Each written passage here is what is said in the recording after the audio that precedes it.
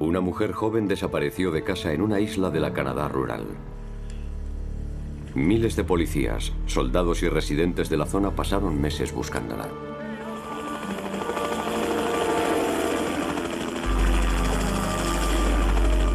Esta es la historia de cómo un insignificante pelo blanco resolvió el misterio de su desaparición, añadiendo un nuevo capítulo a los anales de la ciencia forense.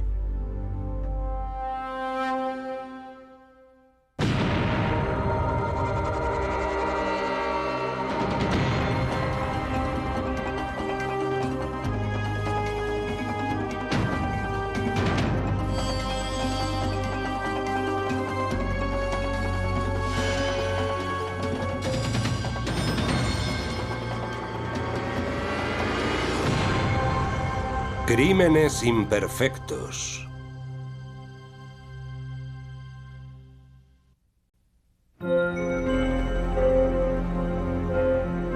La isla Prince Edward, la provincia más pequeña de Canadá, con 5.400 kilómetros cuadrados, es un lugar de vacaciones en verano y está frío y desolado en invierno.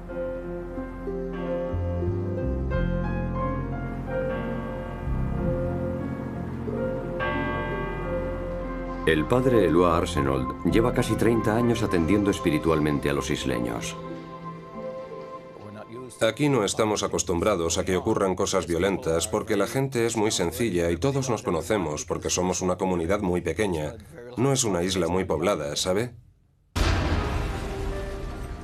El 7 de octubre de 1994, una mujer llamó a la policía para denunciar un coche abandonado en una zona cercana a su casa. El coche no tenía matrícula, y cuando la policía miró en el interior, vio que allí se había cometido un crimen. Había manchas de sangre, pequeñas salpicaduras en el parabrisas, en el interior del parabrisas y también por dentro de las ventanillas del coche. Estos puntos indican los lugares en los que se había encontrado la sangre. Los científicos forenses identificaron las manchas de sangre como salpicaduras de impacto medio, las que se producen cuando alguien es golpeado con un objeto, como un puño. El número de serie del vehículo identificó a su propietaria como una vecina de 32 años llamada Shirley Dewey. Shirley era una mujer muy casera que tenía 5 hijos, el mayor de 15 años y los menores unos gemelos de 8. Shirley y sus hijos vivían en esta casa, ahora abandonada, en la pequeña localidad de Richmond. Su padre, Melvin, había estado al cuidado de los niños desde la desaparición de Shirley 4 días antes. Nos pareció muy raro que nadie hubiese informado de su desaparición y, por supuesto, despertó nuestras sospechas. Shirley Dewey ya se había ido de casa otras veces durante un par de días sin decir a nadie dónde iba. La policía sospechaba que la sangre del coche era de Shirley. El cojín que usaba en su asiento para conducir apareció cerca del coche empapado de sangre. Era una mujer pequeña y bajita, de 1,55 de estatura y menos de 50 kilos. Era una mujer de aspecto muy frágil. Aparte de eso, en realidad no sabíamos mucho sobre ella. Para identificar la sangre, los científicos necesitaban una muestra de sangre del padre de Shirley para hacer la prueba de ADN. Puesto que la mitad del ADN de Shirley procedería de cada progenitor, los científicos encontraron que la sangre del coche contenía un 50% de los marcadores genéticos de Melvin Dewey. Es decir, que esa sangre era de Shirley. Mientras examinaban la sangre, los científicos forenses descubrieron otra cosa. Sangre que no correspondía a Shirley Dewey. ¿Sería la sangre de otra víctima o tal vez la del asesino?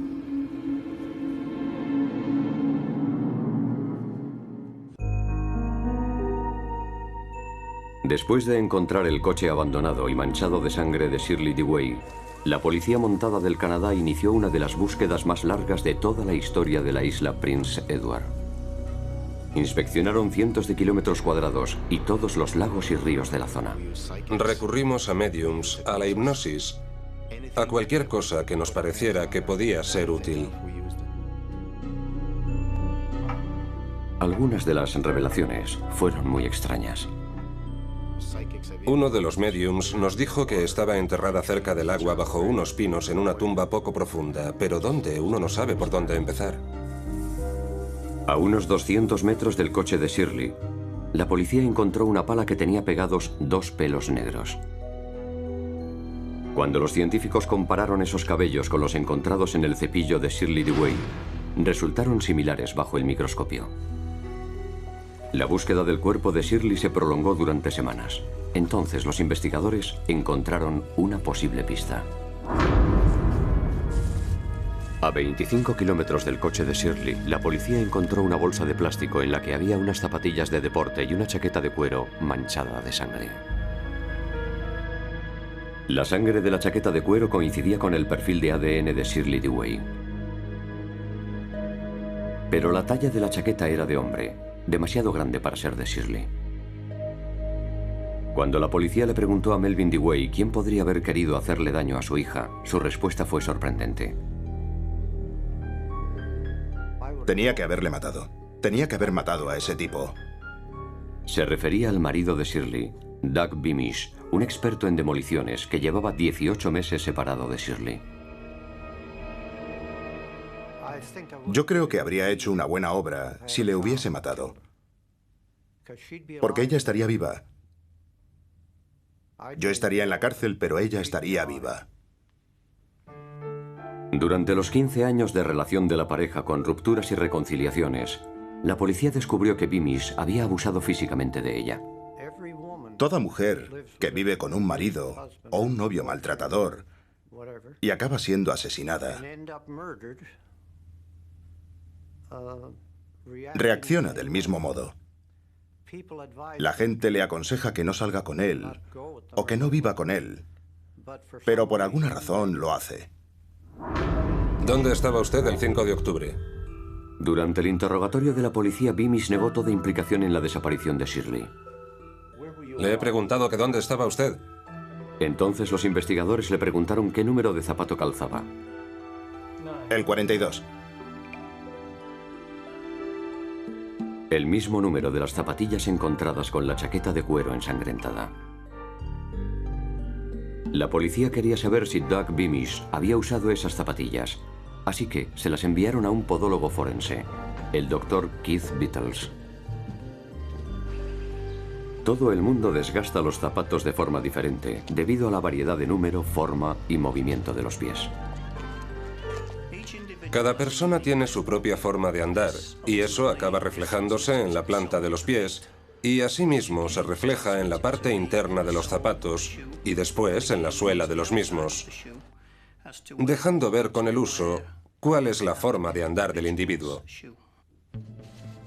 Con una orden judicial, la policía hizo un molde de los pies de Beamish, haciéndole pisar una plataforma de poliestireno y después vertieron yeso blanco en el interior.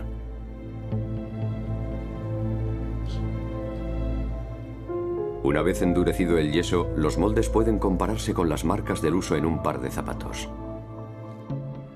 Esta imagen obtenida por ordenador nos muestra cómo se crean esas marcas por el uso. Los distintos colores indican la cantidad de presión que ha hecho cada parte del pie al tocar el interior del zapato. Los pies hacen marcas, llamadas puntos de presión, que son únicas en cada individuo. Los dedos de los pies del señor Beamish son hiperreflexicos, es decir, que los flexiona un poco hacia arriba. Las uñas se excorian al rozar con el interior del zapato. Y Beamish era zambo, o sea que los torcía hacia adentro. Cuando el Dr. Beatles desmontó las zapatillas, encontró señales causadas por pies zambos y arrugas en la parte superior, como las que causan los pies hiperreflexicos. Después de examinar las zapatillas, me quedé muy satisfecho de que el señor Beamish las hubiera usado. Pero Doug Beamish negó que las zapatillas fueran suyas y también negó ser el dueño de la chaqueta de cuero encontrada con los zapatos. En el forro de la chaqueta los investigadores encontraron una prueba más. 20 débiles cabellos blancos.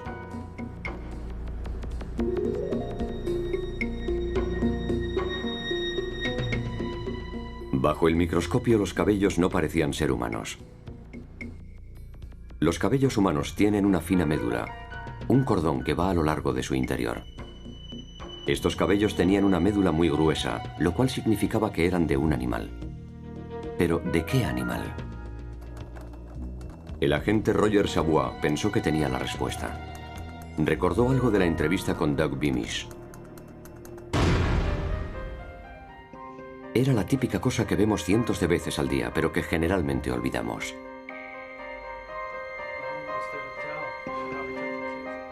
Savoy recordó que había visto un gato en la casa de Doug Beamish. Pero no era un gato cualquiera. Era un gato totalmente blanco.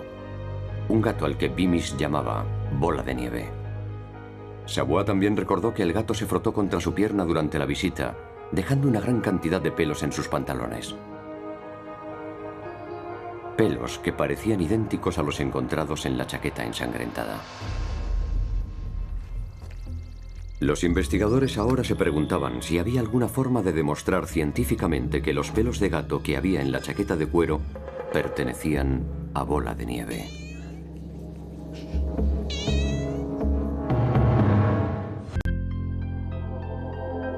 Shirley Dewey, de 33 años, seguía desaparecida. Pero una chaqueta de cuero manchada con su sangre apareció a 25 kilómetros del coche abandonado. La policía pensaba que la chaqueta de cuero era la clave de su desaparición. Sin duda, la persona implicada en la muerte de Shirley llevaba puesta esa chaqueta, pero desde luego no era de Shirley. Así que teníamos que encontrar al dueño de la chaqueta. Teníamos que demostrar que pertenecía a alguien. En el interior del coche había unos cuantos pelos blancos que se sospechaba pertenecían al gato de Doug Beamish. Si conseguíamos demostrar que esos pelos pertenecían a ese gato en concreto, entonces podríamos decir que la chaqueta era del señor Beamish, y nuestra tarea era encontrar a alguien que hiciera ese tipo de análisis. Savoy hizo un centenar de llamadas telefónicas, y ante su sorpresa le dijeron que nunca se habían hecho pruebas forenses de pelo de gato en ningún lugar del mundo. Pero tuvo la suerte de encontrar al doctor Stephen O'Brien, un experto en genética del Instituto Nacional del Cáncer en Estados Unidos, quien había dedicado décadas al estudio de las enfermedades hereditarias en los gatos. El agente Savoy me dijo, Dr. O'Brien, he buscado por todo el país, de hecho por todo el mundo, algún experto en técnicas de ADN en gatos. Porque me gustaría mucho saber si los pelos que había en el forro de la chaqueta, que se encontró en el lugar del crimen, y que estaba manchada de sangre de la víctima, si esos pelos corresponden a Bola de Nieve. El doctor O'Brien pidió a la policía canadiense una muestra de sangre del gato del señor Beamish. Pero eso resultó más difícil de lo que se esperaba. Bola de Nieve no parecía en absoluto dispuesto a colaborar. Pasamos aproximadamente media hora persiguiendo al gato por debajo de las camas en cada habitación de la casa. Parecía enteramente que el gato sabía que le íbamos a apresar.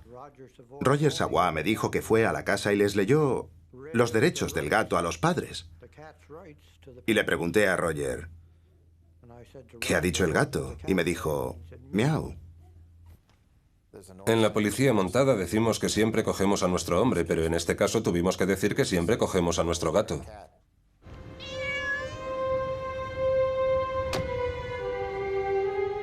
Cuando finalmente capturaron al gato Bola de Nieve, fue llevado a la consulta de una veterinaria local para obtener una muestra de su sangre.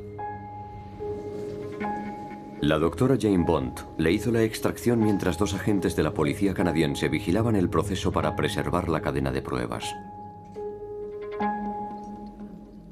La sangre de Bola de Nieve y los pelos encontrados en la chaqueta de cuero fueron entregados personalmente al doctor O'Brien y su equipo. Uno de los pelos tenía raíz, la cual fue cortada en trocitos y sumergida en una solución que lo disuelve todo excepto el ADN. Después fue ampliada o fotocopiada para que los científicos tuvieran suficiente material para realizar las pruebas. El perfil de ADN del pelo encontrado en la chaqueta de cuero fue comparado con el ADN de la sangre de Bola de Nieve. La coincidencia resultó exacta entre el genotipo de cada uno de los marcadores del pelo y los mismos marcadores de bola de nieve. La única explicación que había era que procedían del mismo gato. Pero la isla de Prince Edward se encuentra aislada y en ella hay miles de gatos. ¿Era posible que debido a la endogamia, el aislamiento o sencillamente por la promiscuidad felina, hubiera otro gato en la isla que tuviera el mismo perfil genético que Bola de Nieve? En tal caso, de nada serviría la coincidencia del ADN. Era necesario saber si algún otro gato de Prince Edward podía tener alguna relación con ese pelo. ¿Y si el 25% de los gatos de Prince Edward tenían el mismo perfil de ADN? ¿O el 10%? ¿O incluso el 1%? Esa era la siguiente cuestión a la que teníamos que enfrentarnos. ¿Cuál era la frecuencia de ese perfil? Se tomaron muestras de sangre de 20 gatos de la isla de Prince Edward y se enviaron al Dr. O'Brien y su equipo. Los perfiles de ADN de esos 20 gatos mostraban una rica diversidad genética. La posibilidad de que el pelo de gato encontrado en el forro de la chaqueta de cuero perteneciera a otro gato distinto a Bola de Nieve se calculó que sería 1 entre 70 millones. Este era el resultado que estaban esperando los investigadores canadienses. Y entonces, tras 7 meses de búsqueda, un pescador encontró la prueba definitiva.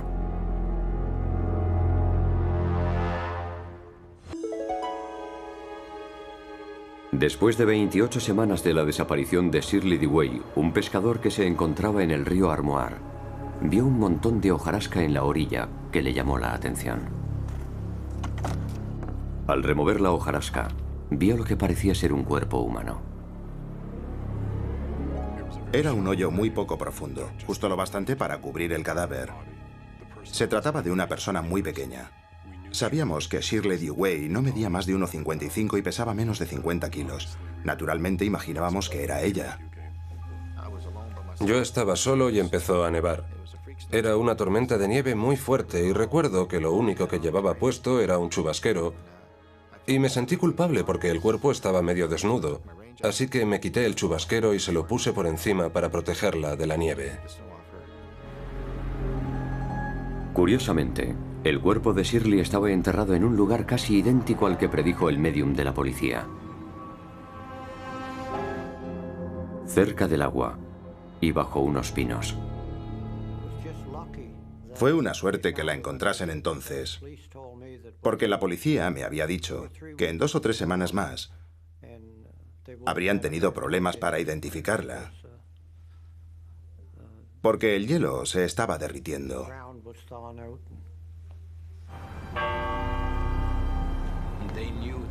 Sabían que había muy pocas esperanzas de encontrarla viva, y cuando la encontraron se sintieron muy aliviados en el sentido de que al menos podían hacer un funeral para ella y rezar juntos y dar por terminada la angustia. La autopsia determinó que la causa de la muerte había sido una brutal paliza. Tal y como indicaban las manchas de sangre en el coche, Shirley tenía la nariz rota y la mandíbula destrozada. Uno de sus dientes frontales apareció incrustado en un pulmón. Doug Beamish fue arrestado y acusado de asesinato. Los científicos descubrieron que su sangre estaba mezclada con la de Shirley en el interior del coche abandonado. Pero, ¿cuál había sido el móvil? La policía descubrió que Beamish había escrito una carta a Shirley amenazándola con matarla si no le concedía la custodia de los hijos. La carta estaba escrita con sangre. Solo era una hoja, pero estaba escrita con sangre. A pesar de que Beamish negase que fuera suya la chaqueta de cuero manchada de sangre, la policía encontró esta fotografía que le hicieron el día antes de la desaparición de Shirley. En ella, llevaba una chaqueta idéntica a la encontrada en el lugar del crimen. En realidad no tenía defensa alguna, excepto decir que él no había sido. Pero yo creo que si entrevistásemos a todos los presos de las cárceles de Canadá, dirían que son inocentes. Tiene gracia. Todos tienen siempre a alguien a quien culpar. Así son los criminales, siempre culpan a los demás de sus problemas. Desde luego nunca se ve a un criminal que diga, soy culpable, señoría.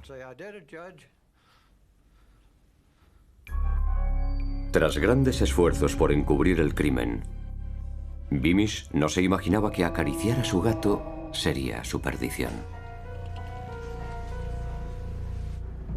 1 de cada 3 criminales tiene un gato, y tal vez 1 de cada 4 tiene un perro.